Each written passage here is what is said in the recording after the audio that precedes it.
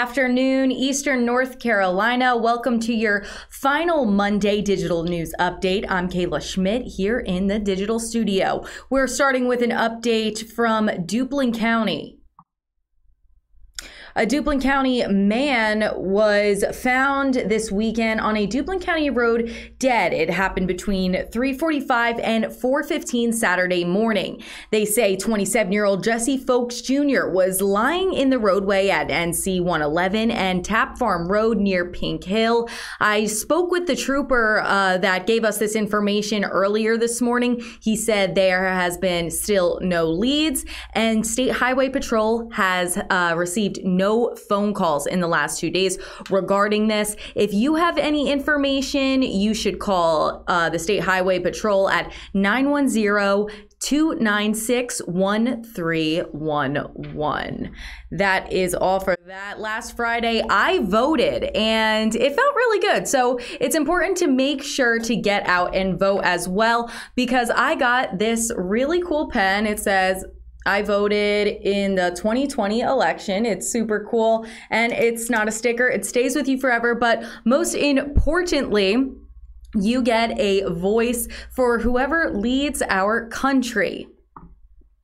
9 on Your Side is tracking the vote in North Carolina for the presidential election. More than 7 million people are registered. So far, over 2.4 million people have already voted at one-stop sites. Over 1.4 million people have requested absentee ballots, and more than 780,000 people have sent those ballots in. Reports show 3.2 million votes have already been cast. That's about 45% voter turnout with 8 days to go until the election. Well, speaking of the election, Vice President Pence made his way to Kinston over the weekend. It was part of the Trump campaign's push to secure North Carolina and its 15 electoral votes. The vice president's chief of staff, Mark Short, tested positive for the coronavirus Saturday afternoon. At Vice President Pence's rally yesterday, it was announced everyone attending had to wear masks. Tuesday, he will make his way to Charlotte and Wilmington. You can stay with WNCT for coverage. We're going to take a quick look at some coronavirus numbers across the state.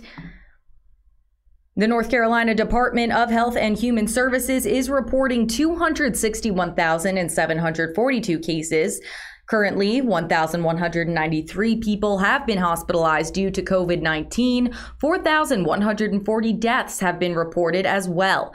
We are now going to take a quick break and be right back with some more news before the newscast. Make sure to stay with me. We have a positive story to end our update. The 2020 election is right around the corner, and there are a lot of candidates that are fighting for your vote.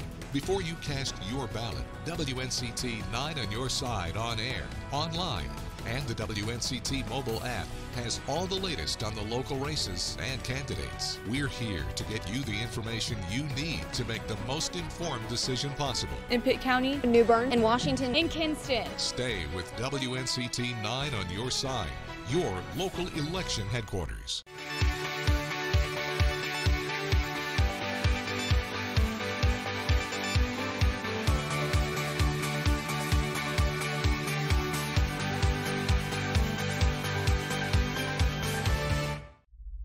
Thank you for staying with me. It was a really short break. I wouldn't lie to y'all. So the Coast Guard is doing something really great. They're stepping in and helping families who lost everything in a fire on Friday.